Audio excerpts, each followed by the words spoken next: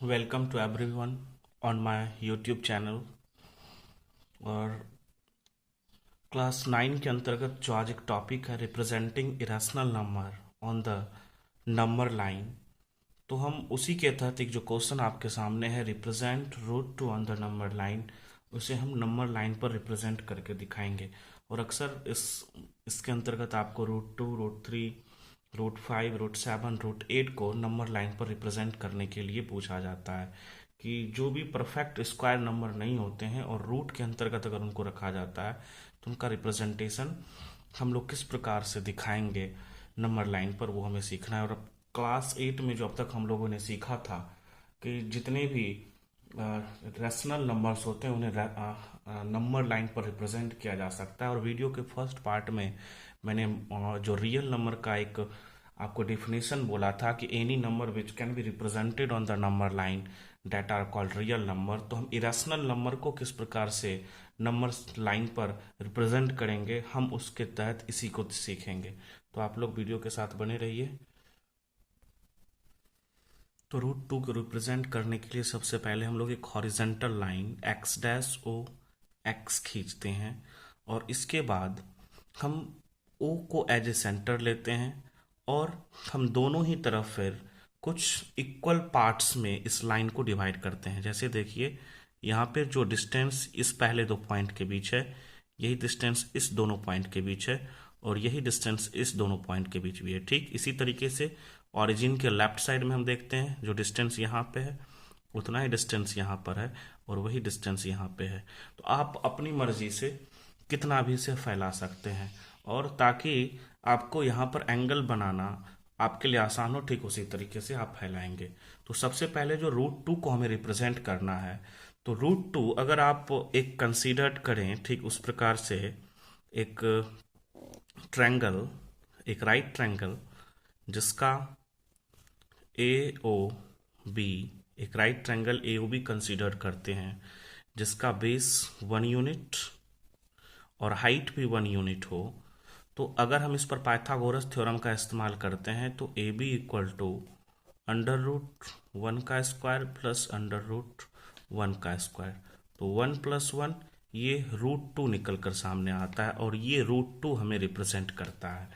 तो ठीक उसी तरीके से हम रूट 2 को नंबर लाइन पर रिप्रेजेंट करने के लिए हम बेस के रूप में ओ ए का इस्तेमाल करते हैं और इस ए पर हम परपेंडिकुलर डालते हैं और जिसका लंबाई भी इसी 1 यूनिट के इक्वल टू होता है। और हम इसको प्रोटेक्टर की मदद से भी बना सकते हैं और कंपास की मदद से भी इस 90 डिग्री एंगल को बना सकते हैं। तो प्रोटेक्टर की मदद से बनाना यहाँ ज़्यादा आसान होगा और अच्छे से विजिबल होगा, क्योंकि अगर हम यहाँ पर कंपास की मदद से बनाते हैं तो वो ज़्यादा कट लग जाएगा फिगर में।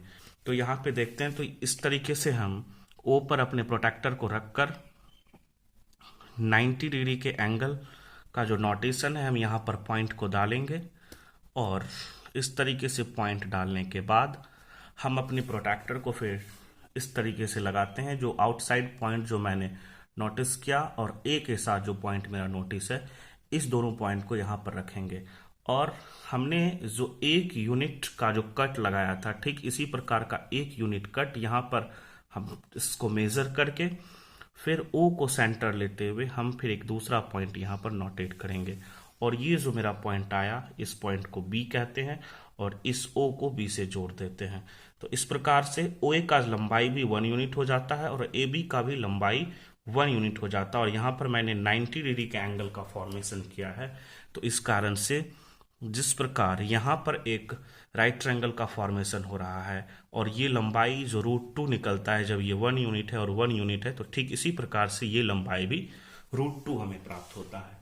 अब ये लंबाई, जब ये लंबाई रूट 2 को प्राप्त करते हैं तो मुझे स्केल पर ये रूट 2 का लंबाई नहीं प्राप्त होता है। हम ओ बी को इस प्रकार से ओ को सेंटर लेते हुए और ओ बी को रेडियस मानते हुए हम इस प्रकार से इसे एडजस्ट करते हैं और एडजस्ट करते हुए ओ को सेंटर लेते हुए और बी को रेडियस लेते हुए हम इस पर एक आर्क का फॉर्मेशन करते हैं और ये आर्क जहां पर नंबर लाइन को टच करता है या कट करता है वो रूट 2 को रिप्रेजेंट करता है और हम इसके लिए लिखते हैं पी, यानी पी जो है नंबर लाइन पर रूट 2 को रिप्रेजेंट कर रहा है, क्योंकि ये लंबाई अगर आप नापें तो यहाँ पर जो OB का जो लंबाई हमारे लिए था, ठीक उसी प्रकार का लंबाई यहाँ पर OP के लिए है। तो इस कारण से इस तरीके से हम √2 को नंबर लाइन पर रिप्रेजेंट करते हैं। और इसका रिप्रेजेंटेशन होने के बाद हमने जो जो इस चीज को प्राप्त करने के लिए किया है, जितना भी प्रोसीजर यहाँ पर यूज किया है, उस सभी प्रोसीजर को हम लोग नोट डाउन करेंगे अपनी कॉपी पर। Let x dash o x is a horizontal line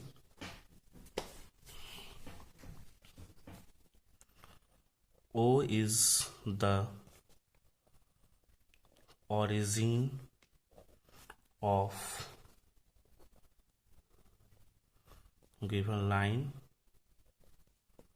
We take O as 0. We take, हम O को 0 की तरह यहाँ पर लेते हैं।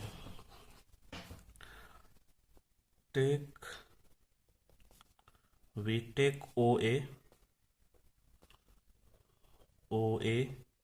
equal to 1 unit.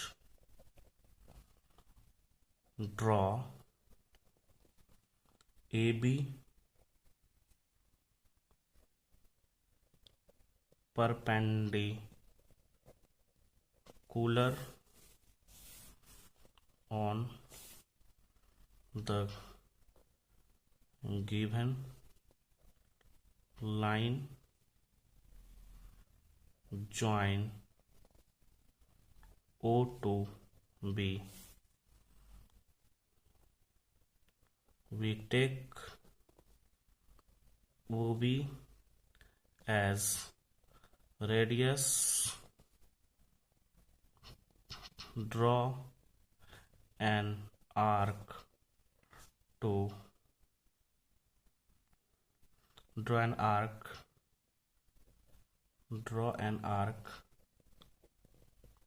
meeting OX at point P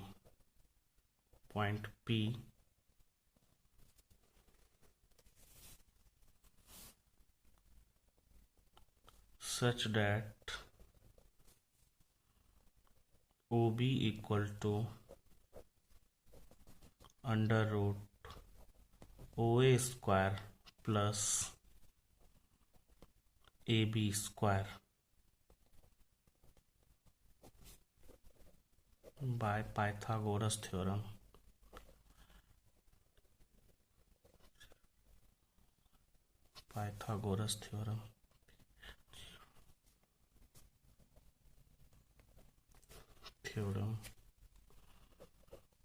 Under root 1 square plus under root 1 square equal to 1 plus 1 equal to under root 2. Thus the point P represent √2 on the real line. तो इस तरीके से हम देखते हैं कि हम जब लिखते हैं कि does the point to represent √2 on the number line, तो ठीक उसी प्रकार से अगर हमें √3 का फॉर्मेशन करने की बात कही जाती है, तो हम इस स्टेप को √3 के लिए भी हमें इतना स्टेप करना ही होगा। और हम एक एग्जाम्पल की तरह देखते हैं। फिर ये जो मेरा AB जो अब √2 आ रहा है, हम इस √2 वाले लाइन पर फिर से परपेंडिकुलर डालेंगे। ठीक इस तरीके से 1 यूनिट OB जितनी लंबाई का ही हम 1 यूनिट फिर से लेंगे यहाँ पे। इसका नाम हम OC रखते हैं। और फिर O को जब हम C को जब A से ज्वाइन करते हैं तो एक और जो वैल्यू हमारे सामने आता है, अगर इस वैल्यू को देखें तो ये 1 यूनिट और ये √2 यूनिट और फिर ये 90 डिग्री का एंगल है। तो यहाँ से अगर हमें AC कैलकुलेट करना है तो हम AC इक्वल टू निकालेंगे अंडर √2 का स्क्वायर प्लस 1 का स्क्वायर, यानी 2 + 1 मीन्स √3, और ये मेरा √3 होगा।